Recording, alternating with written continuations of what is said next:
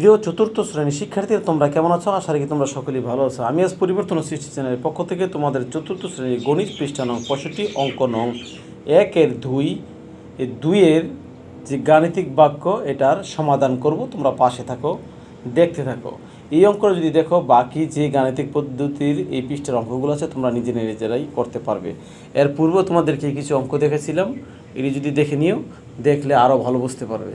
প্রিয় শিক্ষার্থীরা, এখানে যে গাণিতিক বাক্যে আমরা সমাধান করব, এই অঙ্কগুলো, এই গাণিতিক বাক্যের অঙ্কগুলো সাধারণভাবে বাম পাশ থেকে অঙ্কগুলো করতে হয়, আস্তে আস্তে করতে করতে ডান পাশে যেতে হয়। যদি কোনো গাণিতিক বাক্যে যোগ বিয়োগ গুণ ভাগ উভয়ই থাকে, তবে প্রথমে গুণ বা ভাগের মধ্যে যেটি বাম পাশে থাকবে, গুণ এবং ভাগের মধ্যে যেটি বাম পাশে থাকবে, ওই অঙ্কটা আগে করতে হবে। যদি বন্ধনী থাকে তাহলে বন্ধনী আগে করতে হবে। এখানে আমরা বলছিলাম বাম পাশ থেকে করতে হবে, কিন্তু যোগ বিয়োগ গুণ ভাগ যদি থাকে তাহলে গুণ বা ভাগ বা যেটা বাম পাশে থাকে ওইটা আগে।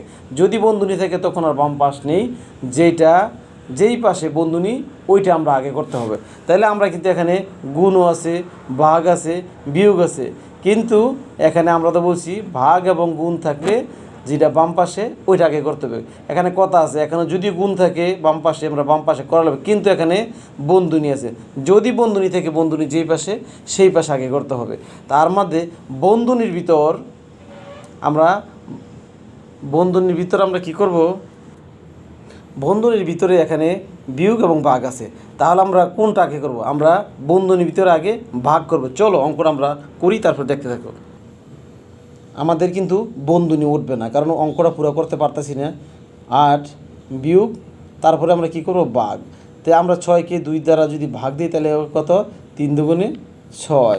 তাহলে আমরা কত পেয়েছি? 3। হ্যাঁ, এখন এসে আমরা আবার কি করব? 7 গুণ চিহ্ন আছে, কারণ আমরা জানি বন্ধনী সবসময় আগে করতে হয়, কারণ বন্ধনী এখনও ওঠে নাই। তাহলে 3 থেকে যদি এই 3 থেকে যখন 5 থেকে যখন 3 চলে যাবে, তাহলে আমরা কত পাই?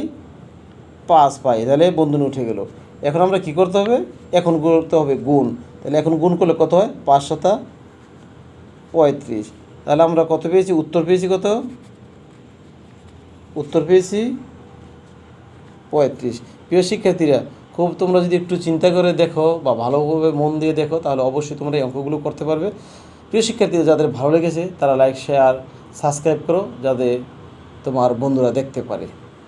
এবং যারা এখনও সাবস্ক্রাইব করেনি, সাবস্ক্রাইব করে পরিবর্তনশীল চ্যানেলের পাশে থাকো। ধন্যবাদ।